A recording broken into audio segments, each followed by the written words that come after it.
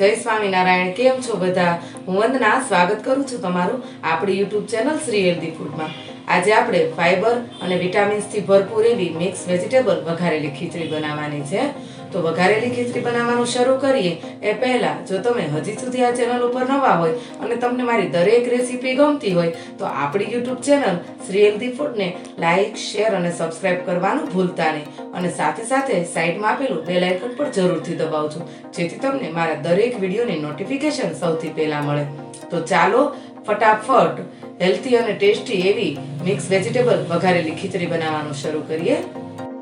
આજે આપણે સિઝનેબલ કહેવાતી એવી મિક્સ વેજીટેબલ્સ વઘારેલી ખીચડી બનાવવાની છે. તો મિક્સ વેજીટેબલ વઘારેલી ખીચડી બનાવવા માટે કયા કયા વેજીટેબલ્સનો ઉપયોગ કર્યો છે તે જોઈ લઈએ. અહીંયા આપણે વટાણા, બીટ, તુવેર, ગાજર, પાલક, ફ્લાવર, લીલા ચણા, મકાઈ, કેપ્સિકમ. અહીંયા આપણે સિંગને કલાક પહેલાં પાણીમાં પલાળીને લીધી હતી. આવી રીતે કરવાથી ખીચડીની અંદર સિંગનો સ્વાદ ખૂબ જ સારો આવે છે.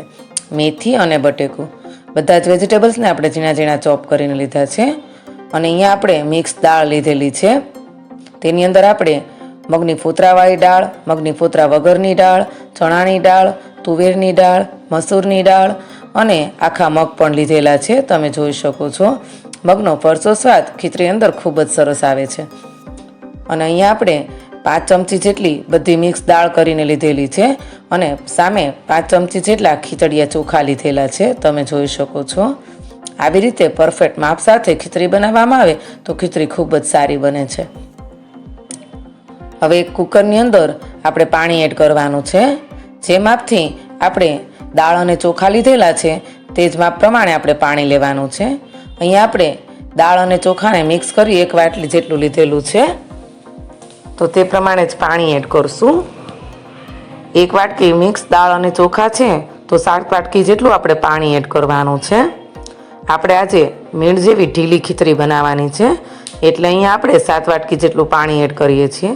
તમારે થોડી કઠણ ખીચડી ખાવી હોય તો 7 વાટકીની જગ્યાએ 5 વાટકી પાણી એડ કરી શકો છો.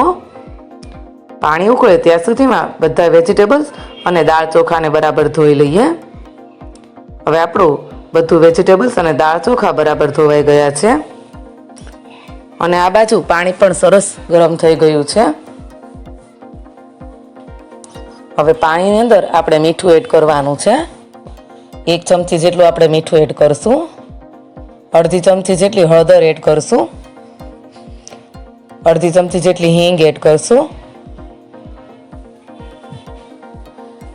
1 થી 1.5 પાવડા જેટલું આપણે તેલ એડ કરવાનું છે, જેથી કરી આપણી ખીચડી ખૂબ જ સારી બને. હવે આપણું પાણી સરસ ઉકળી ગયું છે.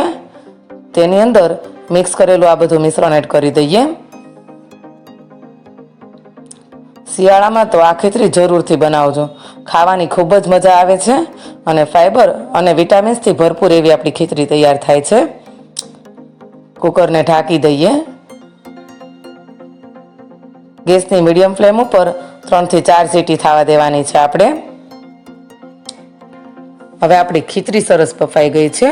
4 થી 5 સીટી થઈ ગઈ છે. ચેક કરી લઈએ.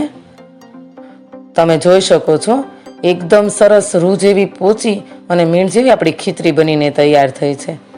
ચાલો ફટાફટ ઉપરથી ખીચડીને વઘાર આપી દઈએ. એક પેનની અંદર આપણે થોડું તેલ એડ કરવાનું છે. ફ્લેમ ઓન કરીએ.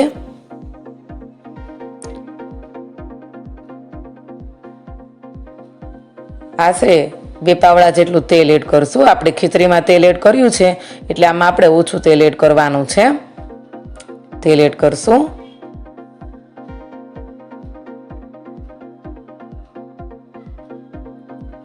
હળવું તેલ ગરમ થાય એટલે તેની અંદર 1 ચમચી જેટલું રાઈ અને જીરું એડ કરવાનું છે.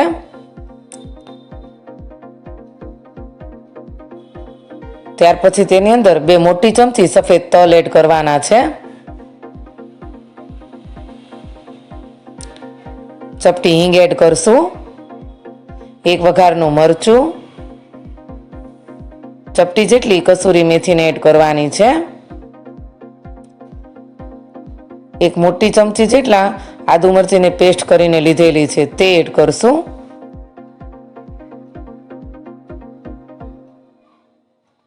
બધી વસ્તુને બરાબર મિક્સ કરી લઈએ.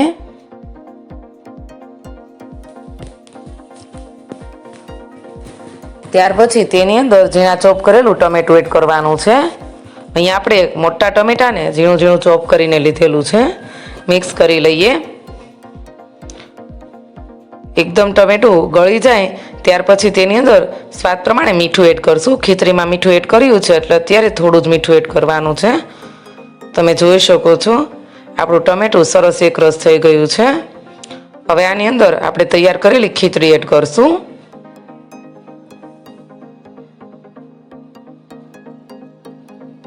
બધી વસ્તુને બરાબર મિક્સ કરી લઈએ.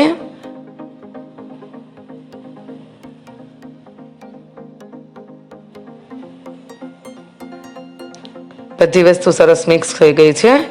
હવે આની અંદર આપણે એક લીંબુનો રસ એડ કરવાનો છે.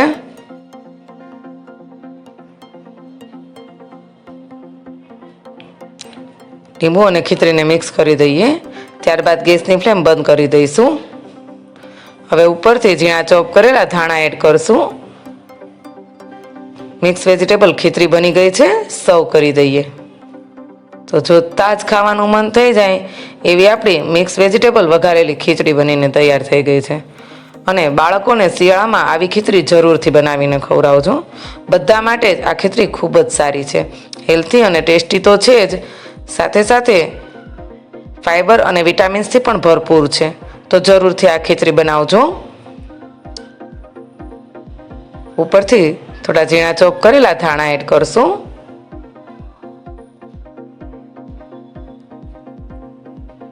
કેરીની કટકી, પાપડ અને છાશ સાથે આજે આપણે ખીચડી સર્વ કરવાની છે. તો તૈયાર છે આપણા કાઠિયાવાડની પ્રખ્યાત એવી મિક્સ વેજીટેબલ વઘારેલી ખીચડી. જો તમને મારી આ રેસીપી ગમી હોય તો આપણી યુટ્યુબ ચેનલ શ્રી હેલ્ધી ફૂડને લાઇક, શેર અને સબસ્ક્રાઈબ કરવાનું ભૂલતા નહીં. અને સાથે સાથે કોમેન્ટમાં જરૂરથી લખીને મોકલજો કે તમને મારી આ ખીચડીની રેસીપી કેવી લાગી. તો ફરી મળીએ નવા વિડીયો, નવી રેસીપી સાથે. જય સ્વામિનારાયણ.